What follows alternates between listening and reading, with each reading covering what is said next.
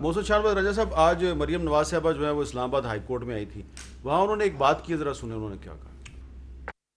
Dinner کا تو مجھے پتہ نہیں، شاید ڈنر تو نہیں ہوا، مجھے بھی سننے میں آیا ہے، لیکن میں یہ سمجھتی ہوں کہ جس ایشو پہ وہ بلایا گیا تھا وہ گلگت بلتستان کا ایشو تھا، اور گلگت بلتستان کا جو ایشو ہے وہ پولیٹیکل ایشو ہے، وہ عوامی ریپرزینٹیٹیوز کا ایشو ہے، ان کے سالو کرنے کا ایشو ہے، ان کی مشاورت کا ایشو ہے۔ یہ جو فیصلے ہیں یہ پارلیمنٹ میں ہونے چاہیے، یہ جی ایچ کیو میں نہیں ہونے چاہیے۔ نواز شریف صاحب کو اس کا علم نہیں تھا؟ نہیں، مجھے علم کا پتہ نہیں کہ ان کو علم تھا یا نہیں تھا، یا ان کو بعد میں علم ہوا، لیکن نہ ان ایشوز پہ پولیٹیکل قیادت کو بلانا چاہیے، نہ پولیٹیکل قیادت کو جانا چاہیے۔ یہ ایشوز ڈسکس کرنے کے لیے جس نے آنا ہے وہ پارلیمنٹ آئے۔ رنجا صاحب، یہ کیا ہم کہہ سکتے ہیں کہ مریم نواز صاحبہ یہ کہہ رہی ہیں کہ مسلم لیگ نون کے وہ قائدین جو اس جگہ پر گئے وہ بالکل درست کہہ رہی ہیں، ڈنر نہیں تھا، چائے تھی، تو ان کو وہاں پہ نہیں جانا چاہیے، اس کا مطلب یہ ہے کہ وہ پارٹی قیادت پہ تنقید کر رہی ہیں؟ دیکھیے، پارٹی میں یہ دس از بیوٹی آف ڈیموکریسی، اگر آپ اختلاف رکھتے ہیں، اگر ان کو کسی چیز کو پسند نہیں ہے ان کو ہماری قیادت میں، یا کوئی ہم نے کوئی کام کیا ہے، کوئی میٹنگ کی، اور اس کا اگر وہ اظہار کر رہی ہے تو اس میں کیا برائی ہے؟ یہ ان کا رائٹ ہے، وہ کر سکتی ہیں۔ اور اگر آپ دیکھیں، میں سمجھتا ہوں کہ یہ نالائکی حکومت کی ہے،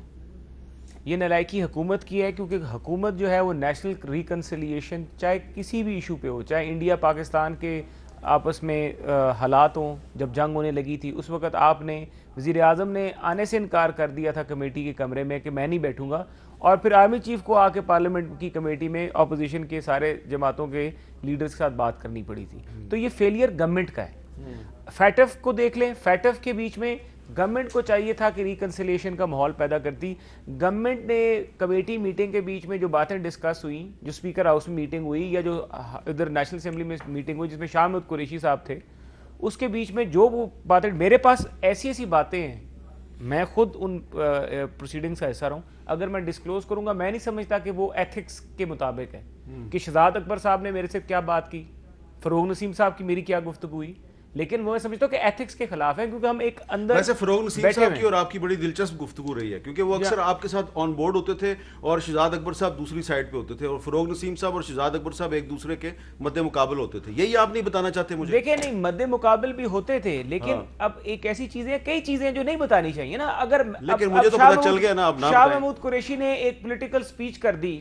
اور کہا کہ جناب ہم نیب پہ بات کرتے ہیں، بھائی ہم نے کہا نیب پہ بات کرتے ہیں؟ اچھا، لیکن میں نے جو آپ سے سوال کیا اور حکومت نے خود کہا تھا نیب پہ بات کریں، اس سوال کی طرف میں واپس آتا ہوں۔ کے اندر نیب ہے۔ آج مریم نواز صاحبہ نے یہ جو بات کی ہے،